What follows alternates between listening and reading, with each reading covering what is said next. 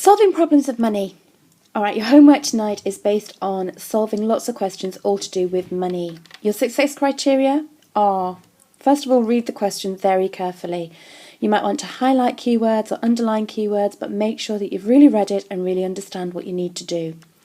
Step 2 is decide on the process you're going to use. So is it going to be addition, subtraction, multiplication or division that's going to best help you to solve this problem?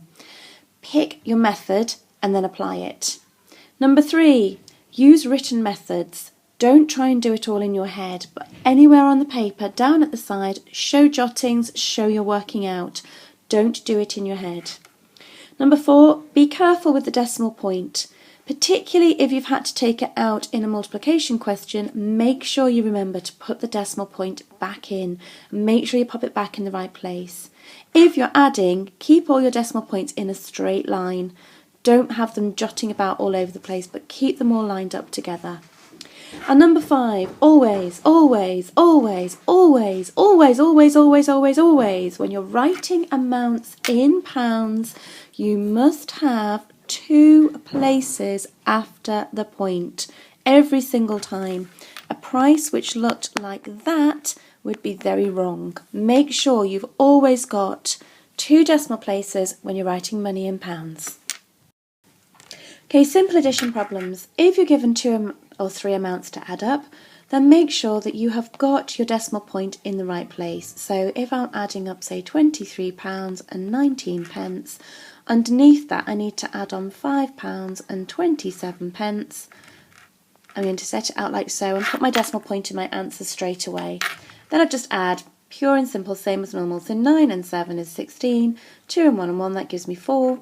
3 and 5 is 8, which gives me 2 down at the bottom. So my answer there would be £28.46. If I had to use a pound amount, so say I had £4.36, and onto that I had to add 123 pence, please change these to begin with so you make sure that they match. So if I was doing that one, I'd start off with my £4.36 and I would add on £1.23.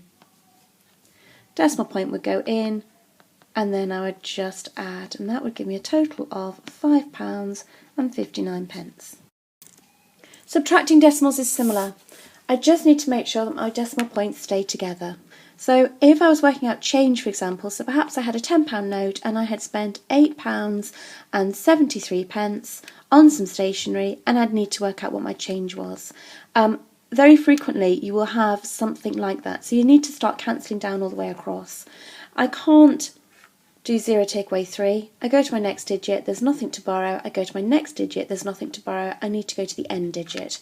So that gets crossed out and that becomes a 10. The 10 gets crossed out and becomes a 9. That goes over here. The 10 gets crossed out and becomes a 9, and the 10 goes over here. So then we just straightforwardly subtract. So 10 take away 3 leaves me with 7, and 9 take away 7 leaves me with 2. Decimal point is already in. 9 take away 8 leaves me with 1. So my change would be £1.27. On this example, we're multiplying with decimals.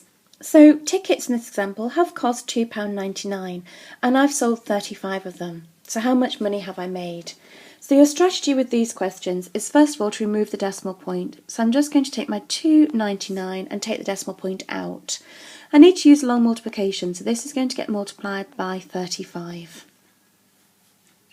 I'm going to start off with 9 fives, and 9 fives are 45. 9 fives are 45, add on the 4 gives me 49, and 2 fives are 10, add on the 4 gives me 14.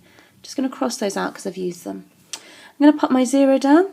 I'm going to say that 9 threes are 27. The 9 threes are 27, add on 2 gives me 29, and 2 threes are 6, add on 2 gives me 8. So now I just need to add. So 5 and nothing is 5, 9 and 7 is 16, 4 and 9 is 13, and 1 is 14, and 8 and 1 is 9, and 1 is 10. So I've got my answer there of 10,465. What I need to make sure I do with that answer though is to put my decimal point back in. It was 2 places in my question when I removed it, so I need to put it 2 places in my answer. So my final answer is going to be £104.65. So when we're dividing with decimals, the first problem that we have here is our rubbers are costing 35p, but the amount that we've been given is in pounds. So the first thing I would do to start to solve this is to turn them both into pence. So I'm going to have 35p, and that's going to get divided into 420p, which is going to give me an answer, obviously, in pence. So 35 goes into 42, well, it goes in once, and 1 times 35 is 35. That's going to leave me with 7 when I do the subtraction. I bring down my next digit, which is my 0. 35 goes into 70 twice. 2 35s are 70, it leaves me with nothing. So that tells me it goes in 12 times, which means that I know I'll be able to buy 12 rubbers for £4.20. One of the questions is particularly horrible, and it was designed to be answered with a calculator, but it gives you £77, and the ticket price is £2.75. To answer this one, the first thing I would do is get rid of the decimal. So I'm going to get rid of the decimal. I'd do the same to both. I'd turn them all into pence. So I'd say 275 pence, and then I'd turn my £77 into pence. So that's a division question that I would start to do. And I'd say, okay, how many times does 275 go into 770? So this is where you need your 275 times table. So I'm going to start off, and I know that 2 of those will go in. So 2 times 275 is going to give me 550. So I'm going to pop that down, and I'm going to subtract it, and that's going to bring me down to 220. I bring down my next digit, which gives me 2,200. So over at the side, 275, I know if I double that, I get 550. I know that's 2 lots. I'm going to double that again, which is going to give me 1,100. That must be 4 lots. I'm going to double that again, which is going to give me 2,200. That gives me 8 lots. That's matching the same number that I've got over here. So I know that 8 multiplied by 275 gives me 2,200, which leaves me with nothing. So I know that they could sell 28 tickets.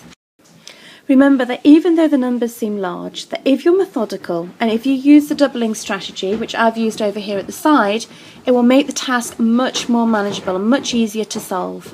So do use that when you're setting out any division questions and you've got to divide by quite large numbers.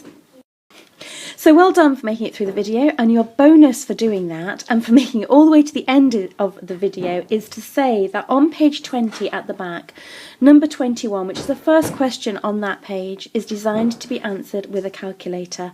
Skip it out. Don't try and work it through. Just either grab a calculator and have a go or completely miss it. Don't try and do that one in your head. So well done for getting to the end. Remember to skip out number 21 on page 20, and we'll go through them on Thursday's lesson. All right, well done.